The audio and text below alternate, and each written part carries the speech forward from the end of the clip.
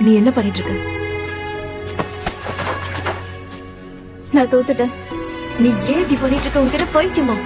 கோலி என் கையில இருந்து நழுவி விழுந்துருச்சு.